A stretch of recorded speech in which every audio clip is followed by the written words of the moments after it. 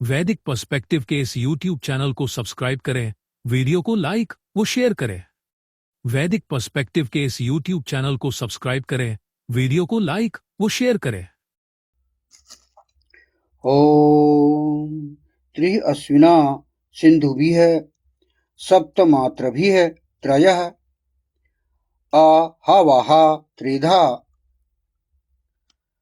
हविष्कृतम् तिस्रः पृथ्वीः उपरि प्रवा दिवः नाकं रक्षिथे द्युभिः अक्तुभिः हितम्।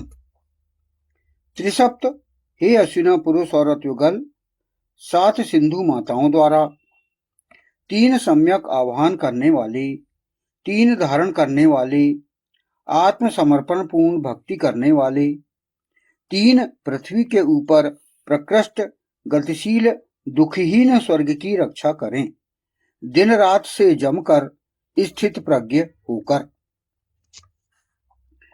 यह मंत्र ऋग्वेद के प्रथम मंडल के 34वें सूक्त का अष्टम मंत्र है, अर्थात 8वां।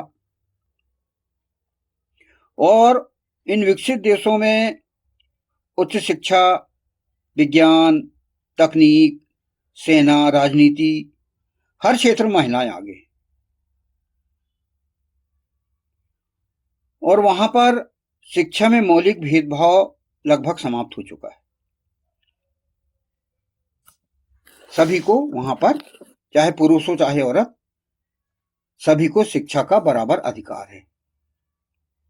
ये विकसित देशों में हम देख सकते हैं, ज्ञात कर सकते हैं। अब विकासशील देशों में स्थिति क्या है? विकासशील देश में जैसे हमारा भारत आता है, बांग्लादेश, नेपाल, नाइजीरिया, अन्य जो पूरी तरह से विकसित नहीं हुए हैं, विकास की गति में चल रहे हैं। यहां पर तो पहले क्या हुआ कि शिक्षा दर कम थी और अब तेजी से इनमें सुधार आ रहा है। हमारे भारत में ही हम देखें कि बेटी बचाओ बेटी पढ़ाओ जैसी योजनाएं चल रही हैं, और अभी हालांकि कुछ ग्रामीण क्षेत्रों में सामाजिक बाधाएं बनी हुई हैं। तो ये विकासशील देशों में इस प्रकार हम स्थिति है। और कुछ देश ऐसे हैं जो कि पिछड़े और संघर्षरत हैं, जैसे अफगानिस्तान, और उनके जो अनुयायी कई जो हैं, जहां पर लड़कियों की शिक्षा पर प्रतिबंध हैं, सीमाएं बनी हुई हैं, वहां पर ये स्थिति है। फिर ऐसे जो पिछड़े और संघर्षरत देशों में युद्ध की स्थिति बनी हुई है, वहां पर गरीबी है। फिर कुछ सामाजिक परंपराएं बनी हुई हैं जो कि शिक्षा में बाधाएं बनी हुई हैं। बालिका शिक्षा में विशेष रूप से बाधाएं वहां पर बनी हुई हैं। तो मतलब विकसित देशों में स्थिति सही है, विकासशील देशों में कुछ प्रगति की ओर स्थिति बनी हुई है, और जो संघर्षशील स्थिति वाले हैं, जो पिछड़े वाले जो देश हैं, वहां पर अभी कुछ स्थिति, अभी महिला शिक्षा के बारे में थोड़ी कमजोर स्थिति है। वर्तमान वैश्विक स्थिति में क्या हो रहा है कि विश्व स्तर पर प्राथमिक शिक्षा में लड़कियों की भागीदारी लगभग लड़कों के बराबर है। आज हम देखें कि वर्तमान स्थिति में लड़के और लड़कियों को बराबर शिक्षा दी जाती है। आप देख लें, माध्यमिक और उच्च शिक्षा में महिलाओं की संख्या लगातार बढ़ रही है। कई देशों में अब तो उच्च शिक्षा में लड़कियां लड़कों से अधिक हैं, ये देखा जा रहा है। आज वर्तमान जो वैश्विक स्थिति क्या है, आप देखिए कि वहां पर लड़कियां, महिलाएं लड़कों से आगे हैं, या कुछ देशों में बराबर हैं, और उनमें माने हाई एजुकेशन में संख्या लगातार बढ़ रही है। और कई देशों में आपने देखा कि वो लड़कियां जो हैं अधिक आगे हैं। माने कुल मिला के विश्व स्तर पर यह निष्कर्ष निकल रहा है कि महिला शिक्षा को अधिकार और विकास का आधार जो माना जाता है, वह अभी कुछ क्षेत्रों में चुनौतियां हैं और विश्व स्तर पर महिला शिक्षा की दिशा जो है वो सकारात्मक और प्रगतिशील है।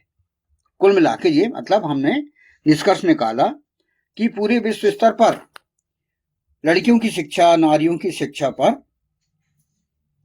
कुछ देश तो ठीक है, विकासशील देश, विकसित देश ठीक हैं, और कुछ क्षेत्रों में चुनौतियां बनी हुई हैं, समस्याएं बनी हुई हैं अभी। मगर कुल मिला के जो है सकारात्मक और प्रगतिशील स्थिति बनी हुई है, ये हम विश्व स्तर पर हम देखते हैं और अच्छी स्थिति है, सकारात्मक स्थिति। क्योंकि जब तक नारी शिक्षित ना हो, महिला शिक्षित ना हो, तब तक वो बच्चों को शिक्षित नहीं कर सकती। अब हम देखें कि भारत में महिला शिक्षा की क्या स्थिति है। हमारा जो देश है, भारत देश, वो प्राचीन काल में वैदिक सभ्यता से समाहित था। इसको प्राचीन भारत अर्थात वैदिक काल, तो वैदिक काल में महिलाओं को शिक्षा का अधिकार था, सभी को शिक्षा दी जाती थी, महिलाओं को, पुरुष को शिक्षा दी जाती थी। वहां पर स्थिति ऐसी थी। वहां पर हमको उदाहरण भी ऐसे मिलते हैं ऐसे जो महिलाएं हैं जो कि वेदज्ञ थी, विदुषियां थी, जिनमें हैं गार्गी और मैत्रेयी। ये बहुत प्रसिद्ध महिलाएं थीं जिन्हें वैदिक ज्ञान था। उस समय स्त्रियां और वेद पाठ, दर्शन और शास्त्रार्थ में भाग लेती थी।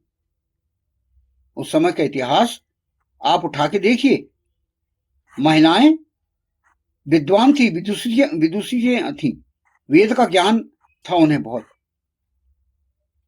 और वे बहुत आगे थी। जिस प्रकार उस समय पुरुषों का उपनयन संस्कार किया जाता था, लड़कों का उपनयन संस्कार किया जाता था, लड़कियों का भी उपनयन संस्कार होता था। मतलब उपनयन संस्कार के पश्चात उन्हें आश्रमों में शिक्षा दी जाती थी, शिक्षा के लिए भेजा जाता था महिला आश्रम में, और कई कई जगह बराबर भी को एजुकेशन भी वहां था। अर्थात उस समय मतलब हम देखें वैदिक काल में उस समय क्या स्थिति थी स्त्री की, सहधर्मचारिणी माना जाता था उनको। सहधर्मचारिणी मतलब पति के साथ मिलकर उनके धर्म पर आचरण करने वाली। जो पति जिस धर्म पर आचरण करता था उस धर्म पर वो भी आचरण करती थी, और कदम से कदम मिलाकर वे भी पति के साथ आचरण में भाग लेती थी, धर्म में भाग लेती थी, धार्मिक अनुष्ठानों में भाग लेती थी, और बच्चों को भी वे शिक्षा देती थी। तो यही बात इस वेद मंत्र में कही गई है। इस वेद मंत्रांश में यही कहा गया है कि जो बात उसमें कही गई है कि त्रिसप्त हे अश्विना पुरुष औरत युगल 7 सिंधु माताओं द्वारा, सिंधु माताएं कहा गया है उनको, और सिंधु माता बनने के पहले उन्हें पूरी तरह शिक्षित होना पड़ेगा। तो ये स्थिति उस समय थी, सतयुग में, त्रेता युग में, द्वापर युग में ये स्थिति थी। और अभी जो है कलयुग के प्रारंभ में भी, जब द्वापर युग समाप्त हुआ था उस समय भी ये स्थिति थी, जिसे वैदिक काल कहा जाता है। जो स्थिति का अभी वर्णन मैंने किया।